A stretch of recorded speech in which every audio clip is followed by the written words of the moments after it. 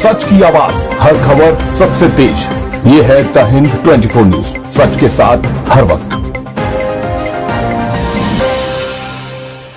नमस्कार, आप देख रहे हैं द हिंद 24 न्यूज और मैं हूं आपके साथ साक्षी निर्वाण। आइए नजर डालते हैं आज की कुछ खास खबरों पर। राजकोट में युवक की हत्या के मामले में 3 गिरफ्तार। आरोपी ने 3 दिन पहले अर्जी देकर आरोप लगाया था कि मृतक और 3 महिलाओं ने आरोपी को हनी ट्रैप में फंसाया और पैसे मांगे। राजकोट शहर में 16 मार्च को एक दलित युवक की हत्या के बाद दलित समुदाय के विरोध प्रदर्शन के बाद मामला तनावपूर्ण हो गया। रात तक पुलिस सिस्टम में भागदौड़ रही और देर रात मामला सुलझा लिया गया।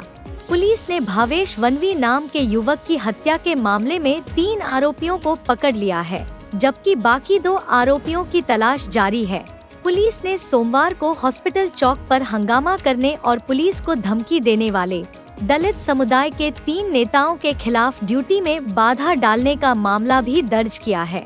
दूसरी ओर यह बात सामने आई है कि एक आरोपी ने 3 दिन पहले राजकोट पुलिस कमिश्नर को मृतक और 3 महिलाओं के खिलाफ अर्जी दी थी।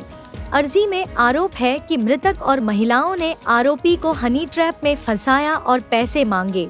राजकोट शहर के यूनिवर्सिटी पुलिस स्टेशन इलाके में भावेश वनवी नाम के एक युवक की हत्या के मामले में पुलिस ने 3 आरोपियों को गिरफ्तार किया है। जांच के दौरान राजकोट शहर LCB जोन 2 टीम ने खास जानकारी के आधार पर रैयाधर इलाके में राधेश्याम गौशाला के सामने मफ्तियापारा में रहने वाले आरोपी 3 भाइयों रवि मेरा भाई जोगराणा उम्र 33, सागर मेरा भाई जोगराणा उम्र 26 और गोपाल मेरा भाई जोगराणा उम्र 22 को गिरफ्तार किया और 2 फरार आरोपी हमीर और लालो अभी फरार हैं, इसलिए उन्हें पकड़ने के लिए दबिश दी जा रही है।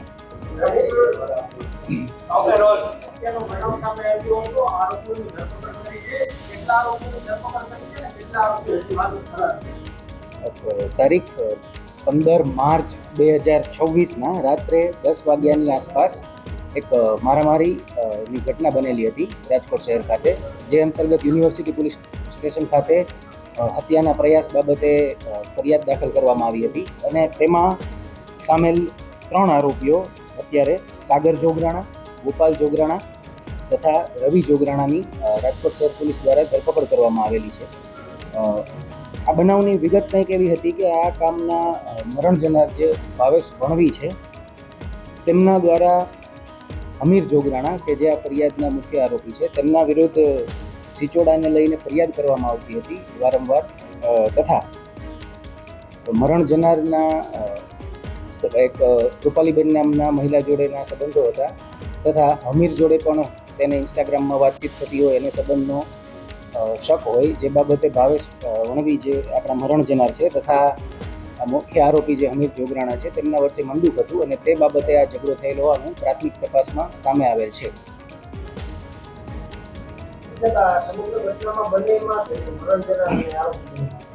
આ કામે જે આપણે 3 આરોપીની અટક કરેલી છે, સાગર જોગરાણા, ગોપાલ જોગરાણા તથા રવિ જોગરાણા, તેમના વિરુદ્ધ કોઈ ગુનાહિત ઇતિહાસ નથી જણાઈ આવેલો, પરંતુ આ કામના જે મરણ જનાર છે ભાવેશભાઈ વણવી તેમના વિરુદ્ધ ભૂતકાળના 8 ગુનાઓ છે, મારામારી, રાયોટિંગ, ધમકી તથા પ્રોહિબિશન જેવા હેઠળના, અને તેમની પાસા હેઠળ અટકાયત પણ થઈ ચૂકેલી છે।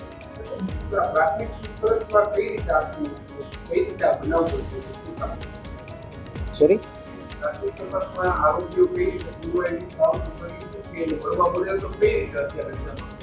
આ બાબતે હજુ તપાસ, ડિટેલ્ડ ઇન્ટરોગેશન અને તપાસ ચાલી રહી છે, પરંતુ જે 15 તારીખના રાત્રિના જ્યારે ભાવેશભાઈ તેમની સાથે રાહુલભાઈ પરમાર સાથે બાઇક પર જઈ રહ્યા હતા ત્યારે આપણે દ્વારકેશ પાર્ક મેઇન રોડ પાસે તેમના પર પાછળથી બાઇક પર અલગ અલગ માણસો દ્વારા આવી અને ધોકા, પાઇપ વગેરે વડે હુમલો કરવામાં આવ્યો હતો અને ત્યારબાદ તેમને સ્વિફ્ટ ગાડીમાં નાખી તેમનું અપહરણ કરી અને આગળ જઈ અને છોડી દેવામાં આવેલ હતા। હાલ આટલી જાણકારી મળેલ છે।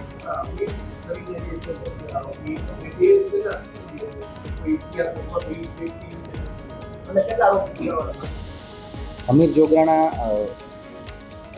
ભાડે ગાડી ચલાવવાનું કામ કરે છે અને આ બાબતે જે તપાસમાં નામ ખુલેલા છે તેમાં મુખ્ય આરોપીમાં હમીર જોગરાણાનું નામ ખુલેલું છે। આ ઉપરાંત દેવકરણ, વિક્રમ તથા ભૂરો જેવા નામ ખુલેલા છે, જેની આગળ તપાસ ચાલી રહી છે.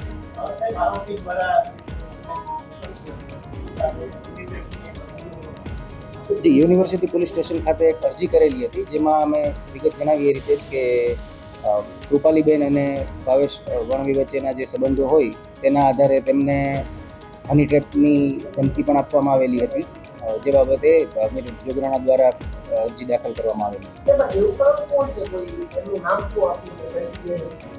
આ તમામ આરોપીઓની હાલ અમે તપાસ કરી રહ્યા છીએ. વધારે વિગતો આવશે એટલે જાણ કરવામાં આવશે. તપાસમાં તમામ સંડોવાયેલા વ્યક્તિઓ જેમના નામ છે એ તમામ તપાસ કરવામાં આવશે. देखते रहिए द हिंद 24 न्यूज.